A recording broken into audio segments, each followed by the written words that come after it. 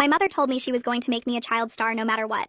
She once made me perform my audition scene with a 103-degree fever, and when I threw up on the casting director's shoes, she yelled at me for ruining my big break instead of asking if I was okay. That was my reality. From the day my brother Noah and I were born, Mom started planning our Hollywood careers. When other parents took baby pictures, she got us headshots. Dad went along with everything because he loved her dream more than he loved us. By 4, auditions were my whole life. Up at 4 a.m. for hair and makeup, which meant Mom yanking my scalp bloody and painting my face until I looked like a creepy doll. She'd drill lines during the 2-hour drives to studios, slapping the steering wheel every time I messed up. If I dozed off in the car, she'd spray me with ice water. "Stars are never tired," she'd shriek, like that made any sense for a preschooler. Noah had it worse because he had a condition that made it hard to memorize things. So naturally, Mom would keep him up all night before auditions, making him repeat scenes until his brain felt like exploding. When he was 6 and blanked during a callback, she made him stand in the corner for 8 hours straight. No bathroom, no water, just standing there croaking out lines while his legs shook. He peed himself after hour 5 but had to keep going. The smell was awful, but Mom said suffering built character. Every rejection made her crazier. She hired an acting coach who believed in method training for children, which apparently meant torturing us into emotions. Auditioning for a sad character? Time to hear about dead puppies and watch Mom break my toys. Need to play scared? Here's 3 days without sleep while she shows me horror movies. I was 7 and having panic attacks, but she called that getting into character. When I finally booked a cereal commercial, Mom acted like I'd cured cancer. $2,000 paycheck, but she spent 10 grand on new headshots and some scammer publicist. We ate ramen for months while she talked about my brand to anyone who'd listen. Even the grocery store clerk heard about how I was going to be bigger than Shirley Temple. "Lady, I just wanted to play with my friends, not be a Dead Child Star sequel." Noah snapped during an audition for a Spielberg movie. Just stopped midline and walked out. Mom found him hiding under a car in the parking lot and dragged him out by his ankles while the casting director watched from a window. We got banned from Universal, but somehow Noah was the villain in her story. After that, I became her only hope, which meant double the crazy. She started giving me performance enhancers, which were definitely just speed. Little white pills that made my heart go nuts but kept me peppy for 12-hour audition days. Blue ones that turned me into an emotion-free robot for crying scenes. She'd practice injecting oranges and promised I'd get vitamin shots soon. Sure, Mom, because 8-year-olds totally need mystery injections for success. The worst was this director who wanted authentic pain for an abuse survivor role. Mom decided method acting meant actually hurting me. Started with pinches hard enough to bruise, escalated to holding my hand over candles because my screams weren't raw enough. I got callbacks with second-degree burns, but lost to a girl whose mom had probably done worse. That's when I realized we were in a sick competition where childhood was the price. When I was 10, some creep approached us at Denny's claiming to be a talent scout. No social media profile. Private audition at his house. Red flags everywhere. But Mom practically threw me in his car because he name-dropped some Disney kids. The audition was immediately sketchy, but Mom stood there coaching me to be friendlier, while this guy's eyes made my skin crawl. When he mentioned swimsuits for movement assessment, I locked myself in his bathroom and called 911.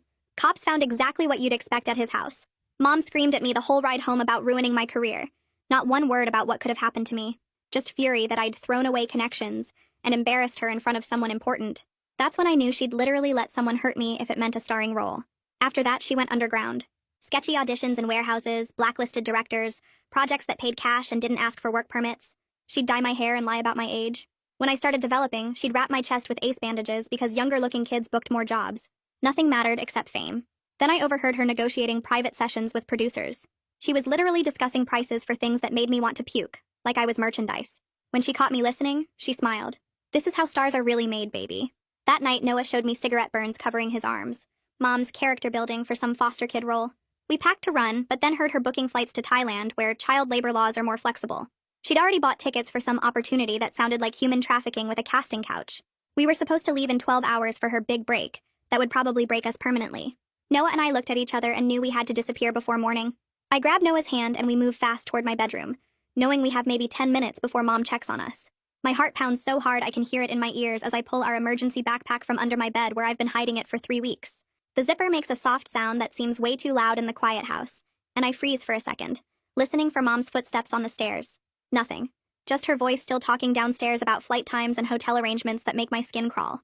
Noah whispers that his burn cream is in the bathroom, but I tell him we can't risk it because the floor creaks near Mom's room. We stuff the bag with an extra shirt each. The cash I've been stealing from Mom's purse $1 at a time.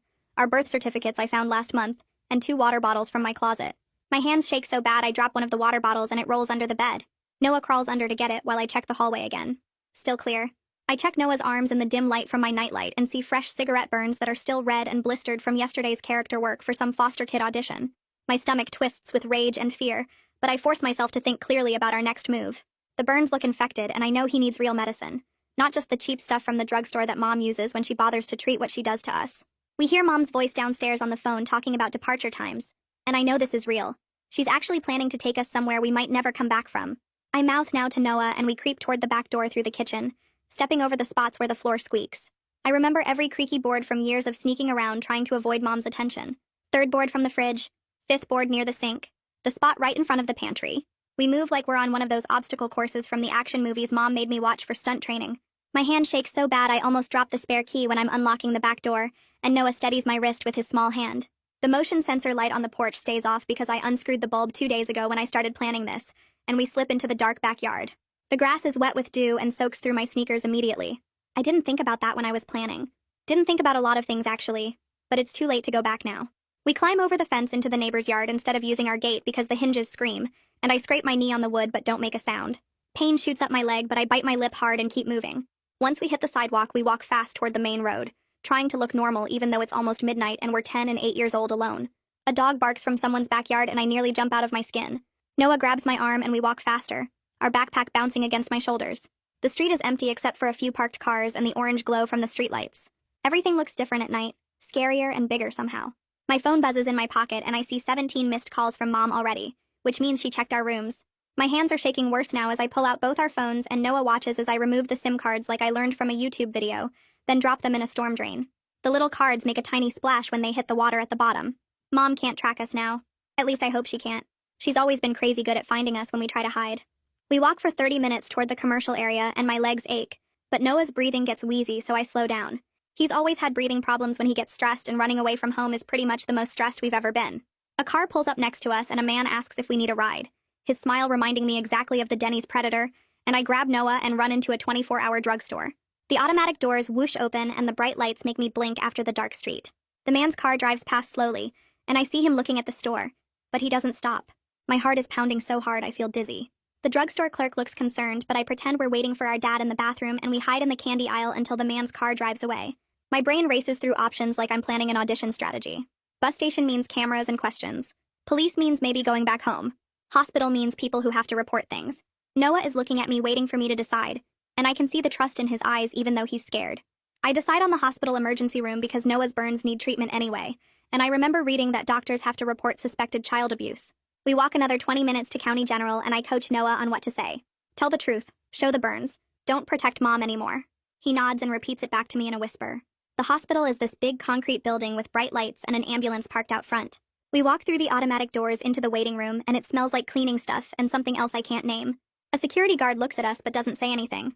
The lady at the desk has kind eyes, and when I tell her my brother needs help, she comes around the counter to look at us properly. She looks at Noah first, and her eyes go straight to his arms where his sleeves are pushed up from the walk. Her whole face changes in like 2 seconds flat, and she kneels down so she's at our level. She asks if she can see his arms better, and Noah nods and holds them out. I watch her roll up his sleeves all the way, and see her jaw get tight when she sees the cigarette burns covering his skin. Some are fresh and red, some are scabbed over, some are old white scars.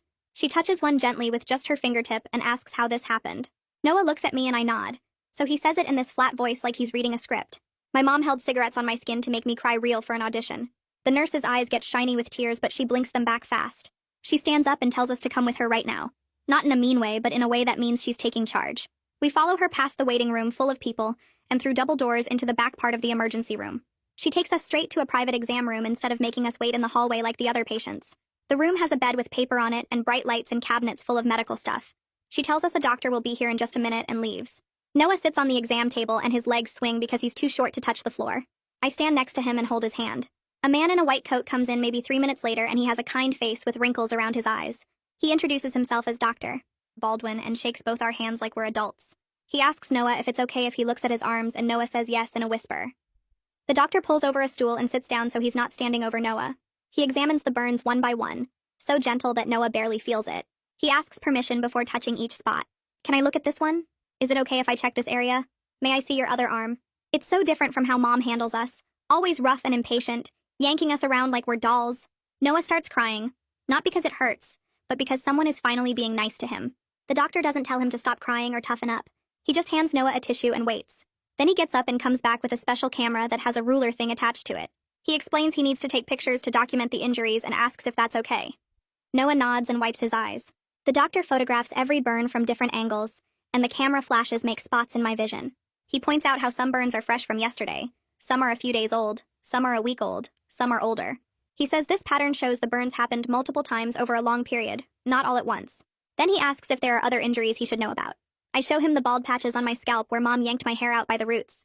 He parts my hair carefully and takes pictures of my scalp. I show him the bruises on my arms shaped like fingerprints from where Mom grabs me. He photographs those too. He asks about the scrape on my knee from climbing the fence, and I tell him that just happened tonight when we were running away. He cleans it and puts a bandage on it. A different nurse comes in.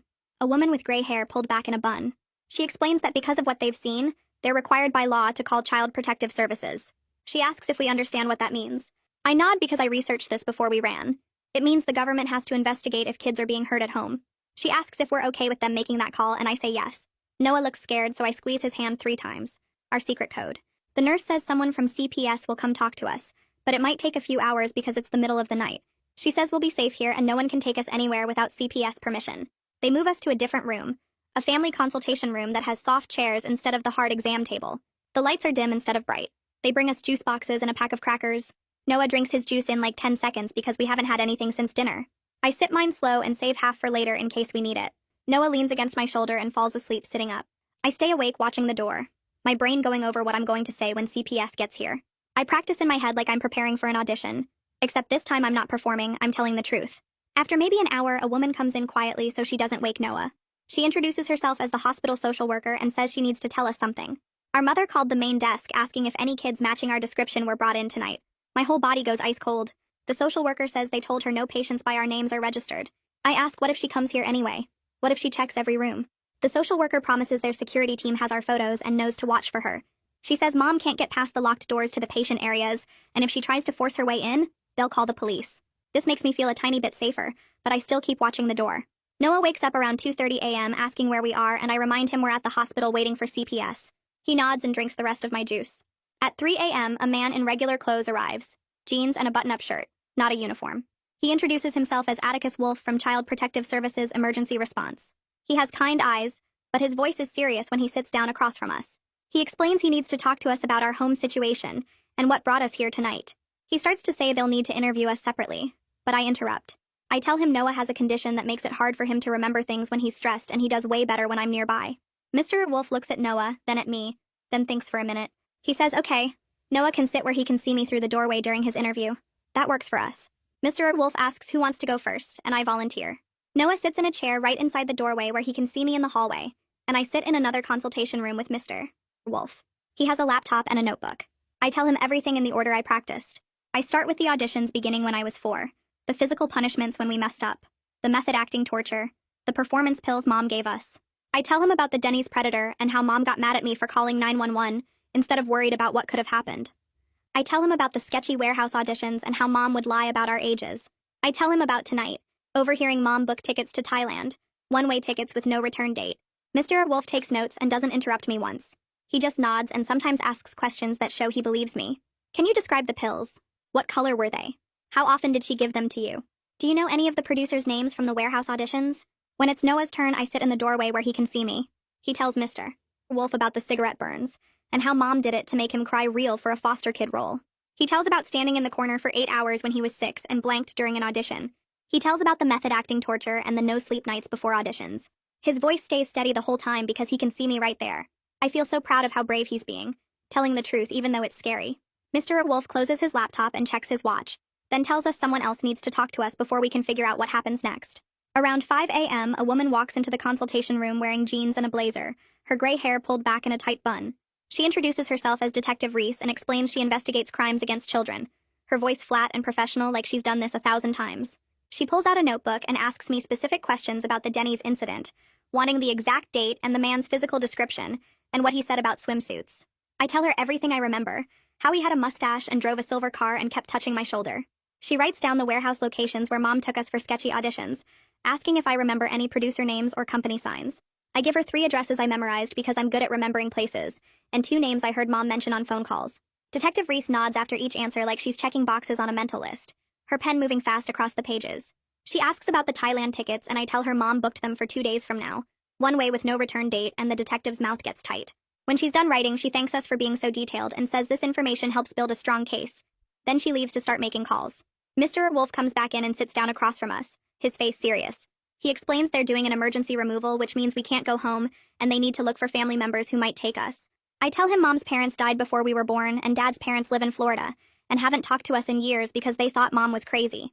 Mr. Wolf asks about aunts or uncles or cousins or family friends, anyone safe who knows us.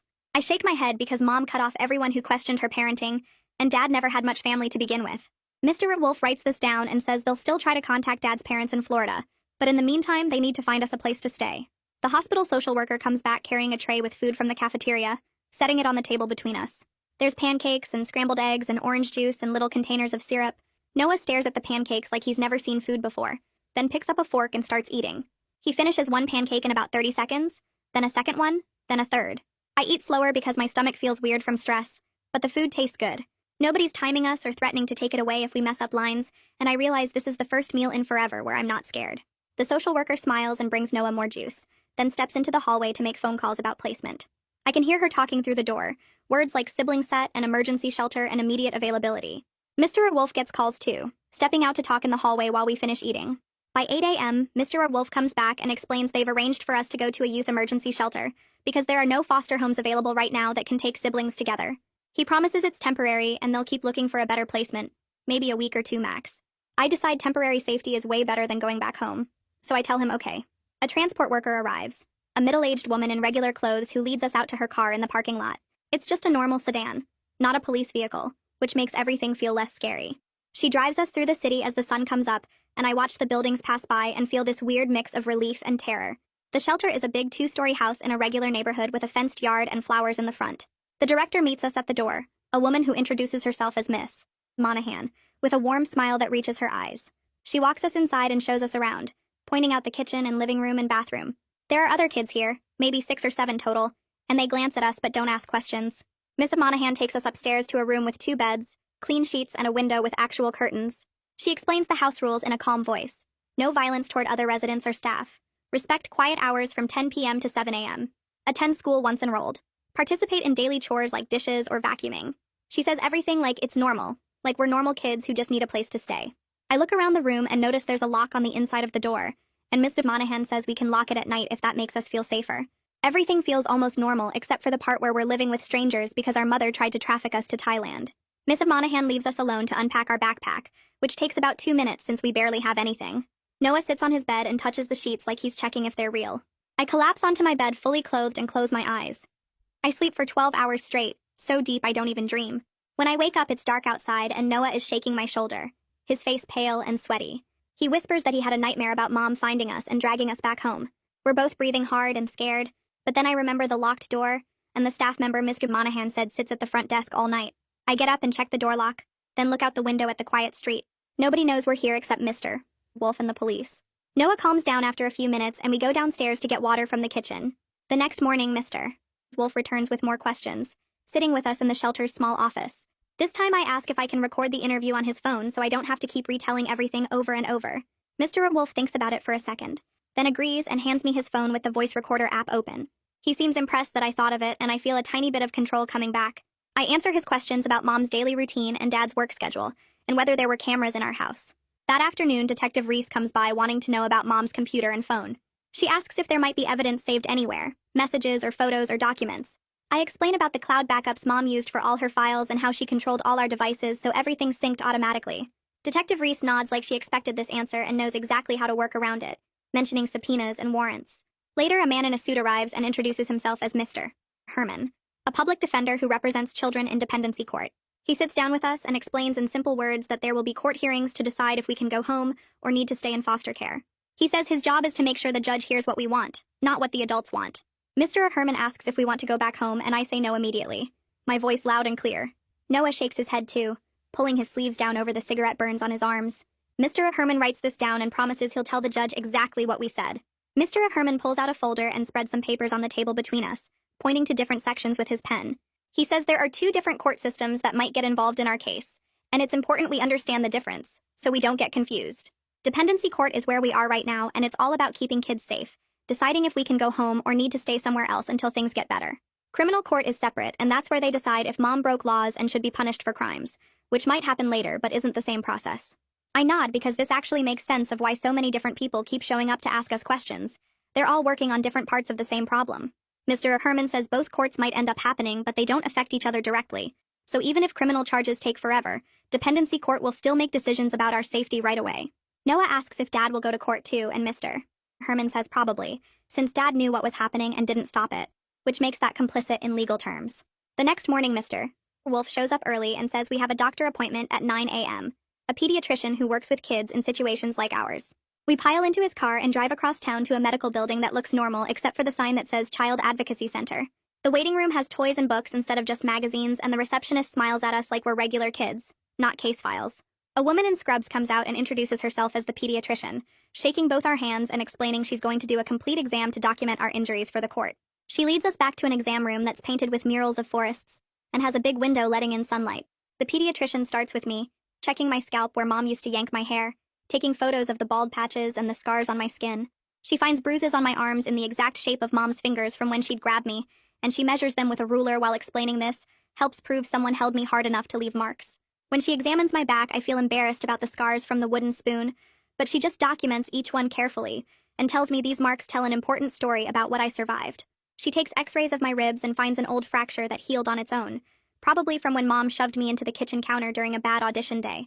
The whole exam takes almost an hour, and she writes everything down in precise medical language that will become evidence. Then it's Noah's turn, and I can see him starting to shake when the pediatrician asks him to take off his shirt. She notices right away and sits down in a chair so she's at his eye level instead of standing over him.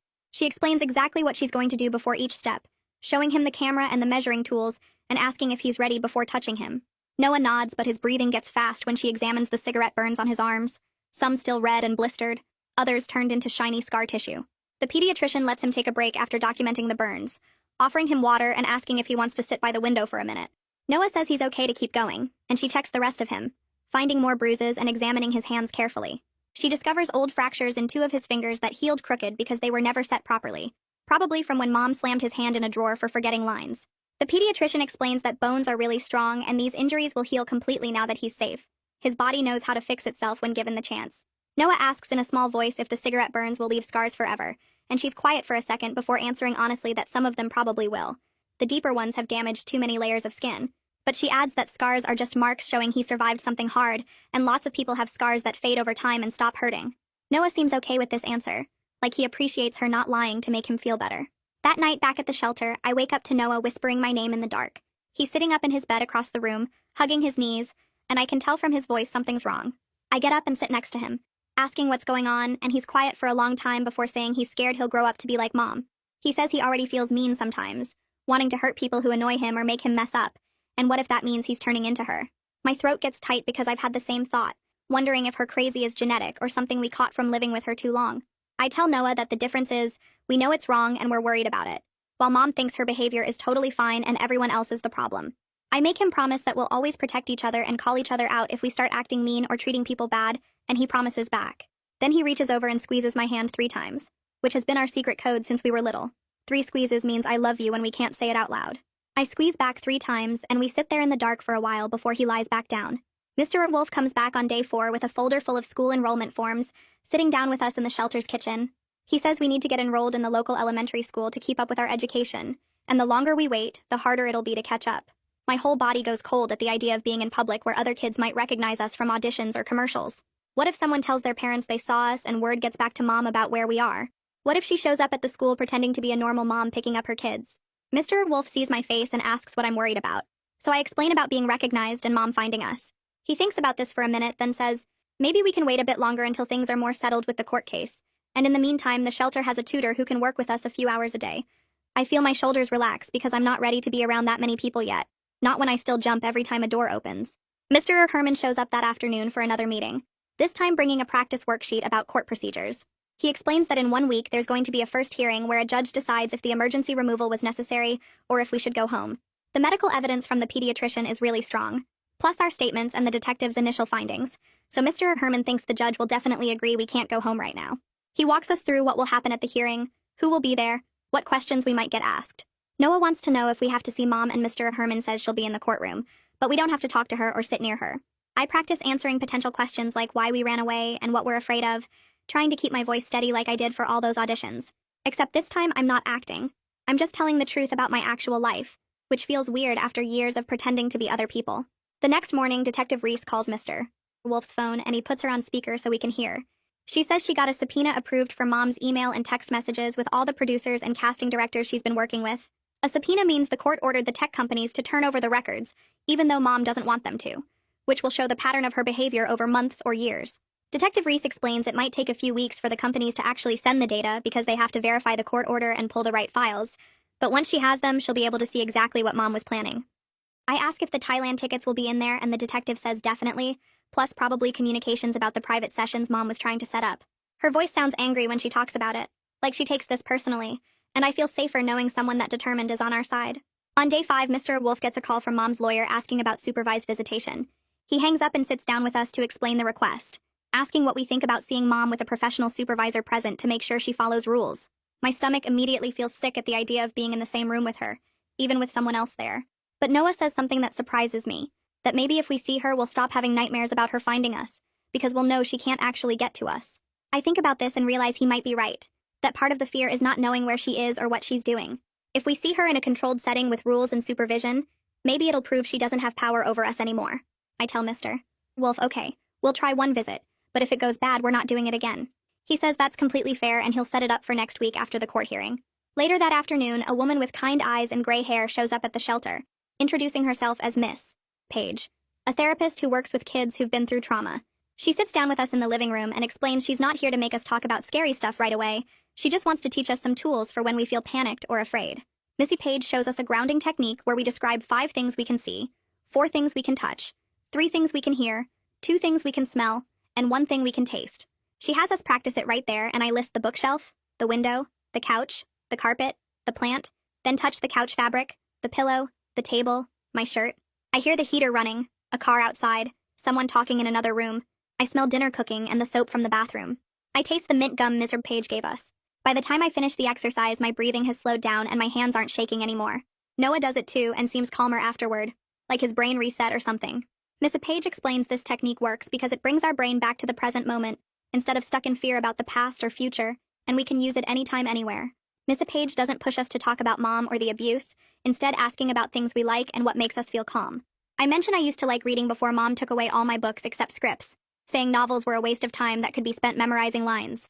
Miss Page asks what kind of books I liked, and I tell her about this series with kids solving mysteries, how I'd read them under my covers with a flashlight after Mom thought I was asleep.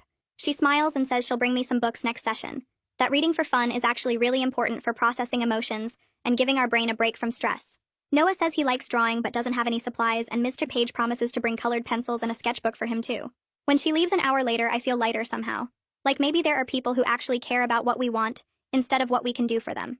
By the end of week 1, something changes inside me. I wake up on day 7 and realize my stomach doesn't hurt before I even open my eyes. For the first time in forever, I'm not immediately scared about what Mom will make me do that day, or how I'll mess up and get punished. The shelter routine is predictable in a way that feels safe instead of boring. Breakfast happens at 7:30 every single morning. Always cereal or toast with juice, and nobody yells if I eat too slow or spill something. After breakfast, we do chores, which means making our beds and helping clear dishes. Then there's lunch and activities like board games or art projects. Dinner is at 6 o'clock, and then homework time for the kids who go to the school, followed by free time where we can read or watch TV, and lights out at 9 o'clock. The schedule never changes, and nobody ever hits us or makes us perform or tells us we're worthless. I start sleeping through the night without nightmares about Mom finding us. Noah notices too because he tells me one morning that he forgot to be scared when he woke up, like his brain finally believes we're actually safe here. On day 9, Mr. Herman calls the shelter and asks to speak with me. The staff member hands me the phone and I take it into the quiet room so Noah won't hear in case it's bad news. Mr. Herman's voice sounds tired when he tells me that Dad's lawyer contacted him saying Dad wants to cooperate with the investigation. He'll provide documents and testimony about Mom's behavior if it helps our case. But Mr. Herman sounds skeptical. Like he doesn't actually believe Dad will follow through, and he warns me not to get my hopes up about Dad suddenly becoming helpful.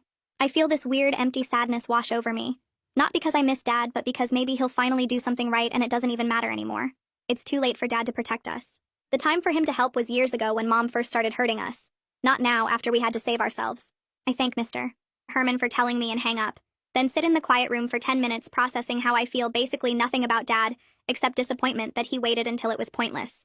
Detective Reese spends day 10 tracking down our old acting coach from 2 years ago, the one Mom fired after Noah's Universal incident. The detective calls that evening to update us on what she learned. The coach confirmed Mom's harsh methods during their interview, admitting she saw Mom yell at us constantly and enforce strict diets and push us past exhaustion. But the coach claims she didn't know about the physical abuse, saying Mom must have hidden that part from her. Detective Reese tells us this is typical, that abusers are really good at hiding the worst parts of what they do and showing a different face to outsiders. Even though the coach didn't witness the cigarette burns or the candle torture, her testimony still helps establish the pattern of Mom's obsessive controlling behavior and unrealistic demands. The detective explains that building a case means collecting lots of small pieces of evidence that together paint the full picture, and the coach's statement is one more piece showing Mom's treatment of us was wrong, even in the parts other people could see. The court hearing happens on day 8, and Mr. Herman calls beforehand to tell us we don't have to attend. I feel relieved because the idea of sitting in a courtroom while people talk about us sounds awful. Noah and I stay at the shelter playing cards in the living room while the hearing happens downtown, both of us too nervous to focus but trying to act normal. Mr. Herman calls at 2 o'clock in the afternoon with the results. The judge granted a temporary restraining order against Mom, which means she legally cannot come near us or try to contact us in any way. If she violates it, she'll be arrested. The judge also approved our continued placement in foster care while the investigation continues, agreeing that returning home would be unsafe. Mr. Herman sounds pleased with the outcome, saying the judge clearly took our situation seriously and made the right protective orders. After I hang up, I tell Noah the news, and we both sit there feeling this strange mix of relief and sadness. We're safe from Mom, but it's official now that our family is broken and we can't go home. Not that home was ever actually safe, but something about the court making it official feels final in a way that hurts, even though it's the right thing. Mr. Wolf shows up on day 11 with a folder full of paperwork about school enrollment. He sits with Noah and me at the dining table and explains they want us to start attending the local elementary school so we don't fall behind in our education. But there's a safety plan in place to protect us. We'll be registered under Mom's maiden name instead of Cartwright so she can't track us through school records. The office will have our photos and instructions not to release us to anyone except approved CPS personnel. A counselor will check in with us every single day to make sure we're okay and not being bullied or having problems. Mr. Wolf asks what I think about this plan, and I consider it for a minute. Staying at the shelter all day is getting boring since there's only so many board games you can play, and I actually used to like learning before Mom turned everything into audition prep. I tell Mr. Wolf, okay, we'll try going to the school, but if it feels unsafe or kids recognize us from auditions, we might need to stop. He agrees that's fair and says he'll get us enrolled to start on Monday. The first day of school is absolutely terrifying. Noah and I walk into the building on Monday morning with a staff member from the shelter, and my heart pounds so hard I feel dizzy. What if kids recognize us? What if someone tells Mom where we are? What if the teachers are mean like Mom's acting coaches? But the counselor meets us at the entrance and walks us directly to our classrooms, introducing us to the teachers privately before other students arrive. My teacher is a woman with a gentle voice who shows me where to sit and tells me I can step out to the counselor's office anytime I need a break. When class starts and I space out during the math lesson because my brain is still catching up on feeling safe, she doesn't call on me or embarrass me. She just lets me sit there processing until I can focus again. At lunch, Noah finds me in the cafeteria and we eat together. Not talking much, but glad to have each other nearby. The other kids are curious and some try to ask questions about where we're from, but I just say we moved here recently and change the subject. By the end of the day, I'm exhausted from the stress but also proud that we made it through. Day 2 of school goes worse for Noah. He's walking between classes when a group of kids crowds around him in the hallway asking questions about why he's new and where he lived before. Too many voices and faces all at once, and I can see from down the hall that he's shutting down. His face goes blank and his body freezes and he stops being able to talk, just standing there while kids keep asking him things. I push through the crowd and grab his hand, but he's already too far gone into panic mode. A teacher notices and calls the counselor, who shows up within a minute and activates Noah's support plan. She takes him to a quiet room away from all the noise and chaos, then calls me out of my class to sit with him. I find him curled up in a beanbag chair, breathing too fast and shaking. I sit next to him and start doing the grounding exercise Mr. Page taught us, listing 5 things I can see, 4 things I can touch, 3 things I can hear, 2 things I can smell, 1 thing I can taste. Noah follows along with me, his breathing gradually slowing down as his brain comes back to the present moment. After 20 minutes, he can breathe normally again and whispers that he's sorry for causing problems. I tell him he didn't cause anything. His brain just got overwhelmed, and that's exactly why the support plan exists. Detective Reese comes by the shelter on day 12 with news she calls good, but her face looks grim. She sits down with us in the living room and pulls out printed documents from her briefcase. She got the airline records from the booking Mom made, and it confirms everything we feared. Mom bought 4 tickets to Bangkok for all of us, including Dad, departing 2 days after we ran away. The tickets were one-way with no return date booked. Detective Reese's jaw is tight when she explains what this suggests about Mom's intentions. One-way tickets to Thailand with no plan to come back means Mom wasn't taking us for a vacation, or even a sketchy audition. She was planning to take us somewhere with loose child protection laws and keep us there permanently, probably to exploit us in ways that would have been illegal in the United States. The detective says this evidence significantly strengthens the criminal case against Mom because it shows premeditation and intent to harm. I feel sick hearing it confirmed that Mom was literally going to traffic us, but also grateful we trusted our instincts and ran when we did. 2 more days and we would have been on that plane with no way to escape. Mr. Herman comes by on day 13 to help me write something called a victim impact statement for court. He explains it's a letter where I describe how Mom's actions affected me, and the judge will read it when deciding what happens next. He gives me a notebook and a pen and sits with me while I try to figure out what to write. The words come slowly at first because there's so much to say, and it's hard to organize it all. I write about the fear I felt every single day, never knowing when Mom would hurt me or what would set her off. I write about the physical pain from the burns and the bruises and the hair pulling. I write about the feeling that I was only valuable if I was performing, that my worth as a person depended on booking roles and making Mom's dreams come true. I write about how I still flinch when someone raises their voice even though nobody at the shelter yells. I write about the nightmares and the panic attacks, and the constant state of alert waiting for the next punishment. By the time I finish 3 pages, my hand is cramping and my face is wet with tears. I didn't realize I was crying. Mr. Herman reads it over and tells me it's powerful and honest and exactly what the judge needs to understand our situation. Missy Page's therapy sessions start changing focus in week 2. Instead of just teaching us coping skills, she begins asking questions about my identity separate from being a performer. She wants to know what I like about myself that has nothing to do with acting or auditions or making other people happy. I sit there stumped because I've been trained since birth to see myself as a product, as something to be marketed and sold and improved for other people's consumption. I genuinely don't know how to answer what I like about myself just as a person. Missy Page is patient and asks smaller questions to help me figure it out. Am I kind? Am I smart? Am I funny? Do I have any interests that are just mine? I think about it hard and eventually tell her I'm good at protecting Noah, that I always put his safety first and make sure he's okay even when I'm scared too. And I'm brave, I guess, because we ran away and called for help and keep telling the truth even when it's hard. Missy Page smiles and writes this down, telling me those are real strengths that have nothing to do with performing. She says over time we'll build a longer list of things that make me who I am, beyond what Mom tried to turn me into, and slowly I'll learn to see myself as a whole person, instead of just a failed child star. On day 10, Mr. Wolf shows up at the shelter with paperwork from Mom's lawyer asking about visitation again. This time they want to do it at a professional supervision center with a whole list of rules attached to the request. Mr. Wolf sits down with Noah and me in the quiet room and goes through every single rule they're proposing. Mom can't bring any gifts or toys or food. She can't ask where we're living now or what school we go to. She can't try to give us anything at all, including notes or letters or phone numbers. The supervisor can end the visit immediately if Mom breaks any rule or makes us uncomfortable. Mr. Wolf watches our faces while he explains this, and asks what we think about trying one visit to see how it goes. Noah looks at me with scared eyes, but I remember what Missy Page said about facing things that scare us helps make them less scary over time. We agree to one visit, and Mr. Wolf promises he'll be in the building the whole time in case we need him. Missy Page comes to the shelter that afternoon specifically to help us practice for the visit. She sets up chairs like we're in the supervision room and pretends to be Mom trying different manipulation tactics. She fake cries and says she misses us so much and asks leading questions about our new placement. Noah and I practice saying the phrases Missy Page taught us. I say out loud several times until it feels normal in my mouth. Noah practices too, even though his voice shakes at first. Missy Page throws curveballs at us like pretending to slide us candy under the table or asking sneaky questions about our daily schedule. Each time we practice the right response, we get a little bit better at it. By the end of the session, I feel more prepared but still nervous about seeing Mom for real after 3 weeks of safety. The visit happens on a Tuesday afternoon in week 3 at a child advocacy center that looks more like a regular office building than anything official. The supervision room has a table and chairs and toys in the corner for younger kids, and a big mirror on one wall that's probably one of those see-through ones. The supervisor is a woman with gray hair who introduces herself and explains she'll be sitting right there the whole time taking notes. Noah sits close enough that our shoulders touch and I can feel him shaking a little bit. When Mom walks in, she looks completely different from how I remember. She's wearing jeans and a plain sweater instead of her usual dramatic outfits with the big jewelry and perfect makeup. Her hair is pulled back simple and she's already crying before she even sits down in the chair across from us. The supervisor stays quiet but alert, watching everything. Mom starts talking immediately about how sorry she is and how she only ever wanted the best for us.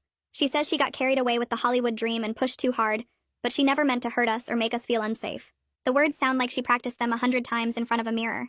She keeps glancing at the supervisor between sentences like she's checking if her performance is landing right.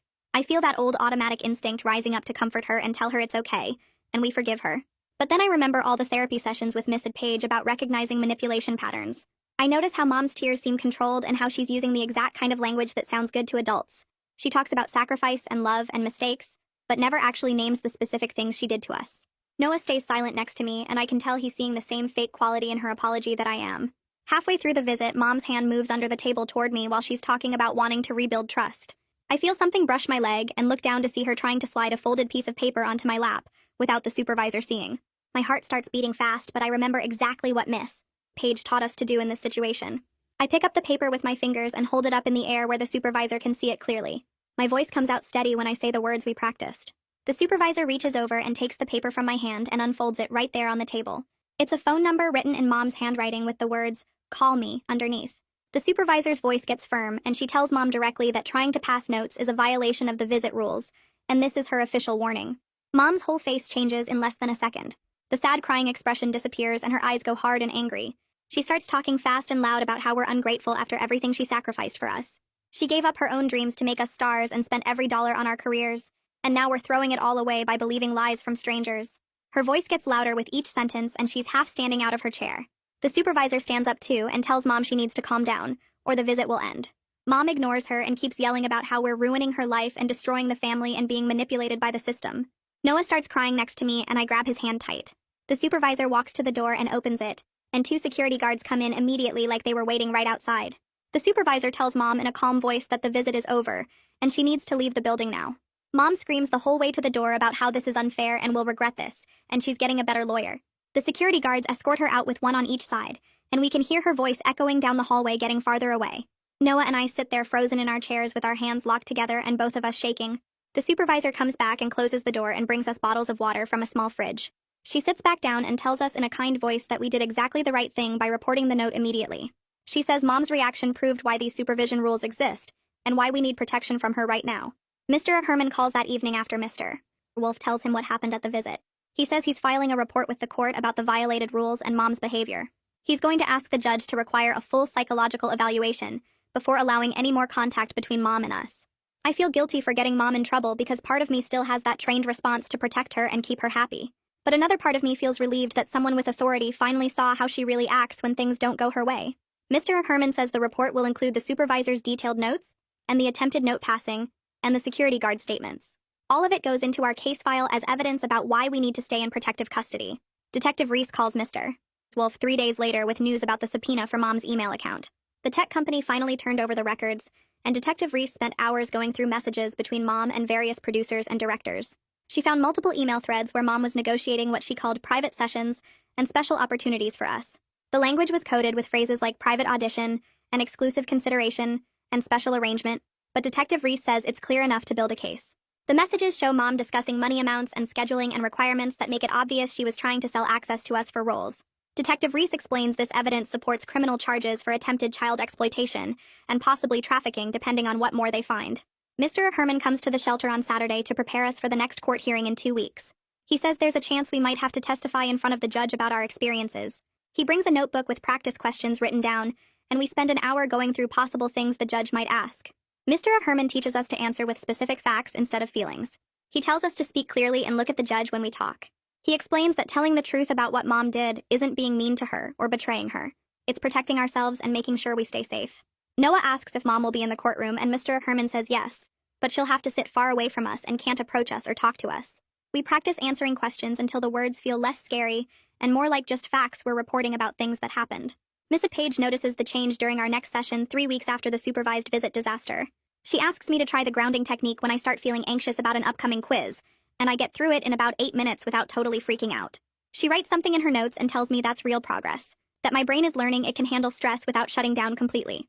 The panic attacks still happen, but they're shorter now, and I can usually talk myself through them using the 5 senses method she taught me. I count things I can see, name things I can touch, listen for specific sounds, and it pulls me back from that drowning feeling. Miss Page says 3 weeks without seeing Mom, except that one awful visit has given my nervous system time to start healing. My body is finally figuring out that I'm actually safe now, and doesn't need to stay in constant terror mode. She asks how school is going, and I admit the crowded hallways and loud cafeteria still make me want to hide. The school counselor calls me in the next day to talk about accommodations. She's reviewed my file and talked to Miss Page about what might help me feel less overwhelmed.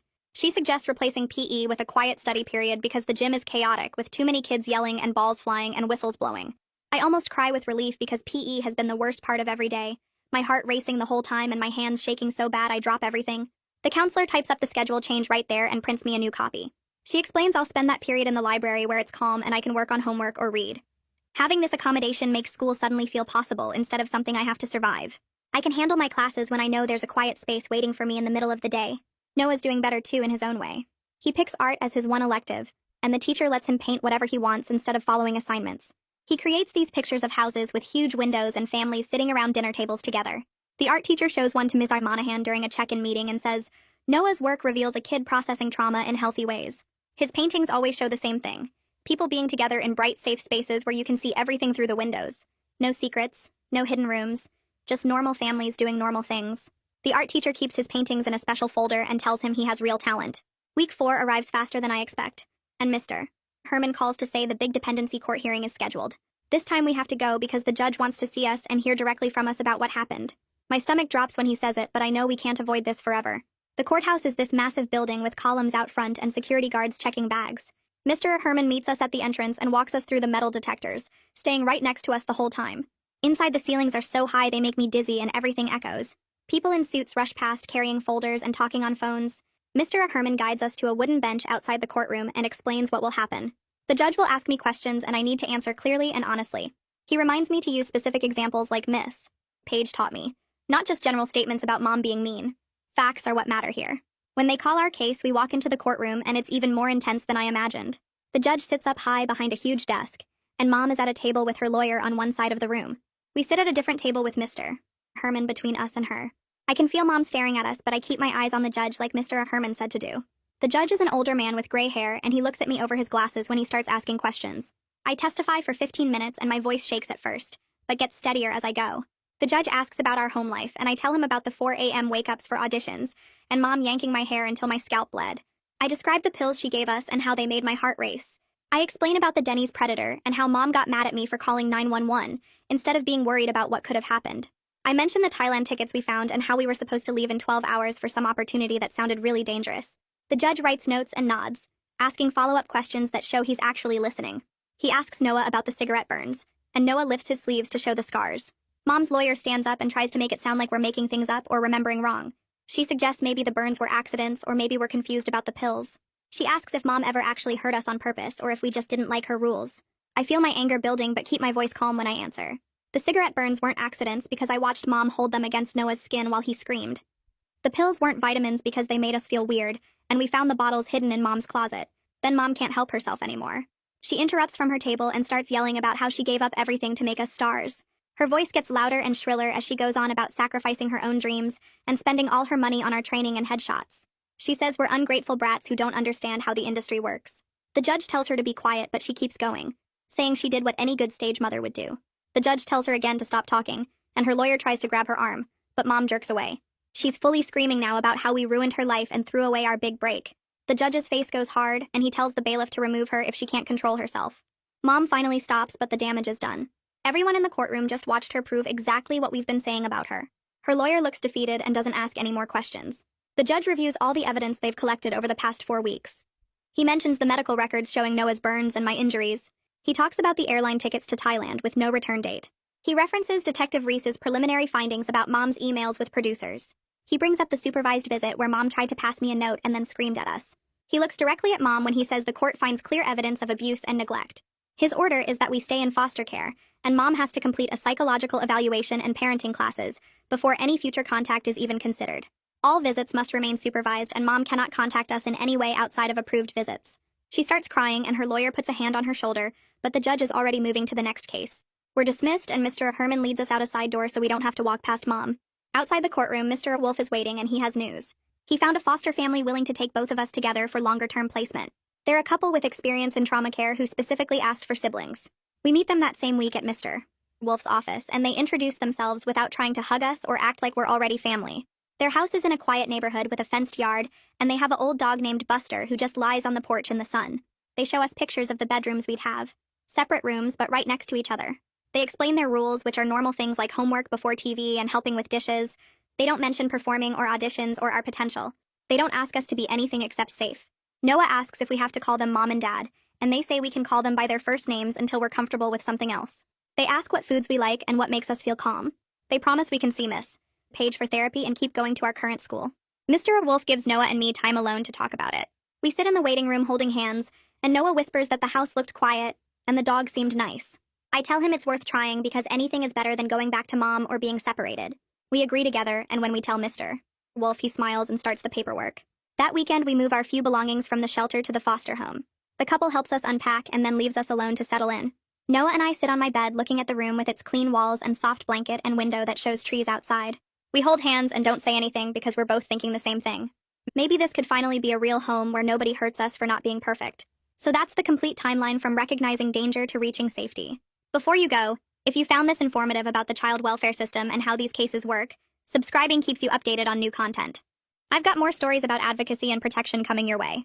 See you in the next one.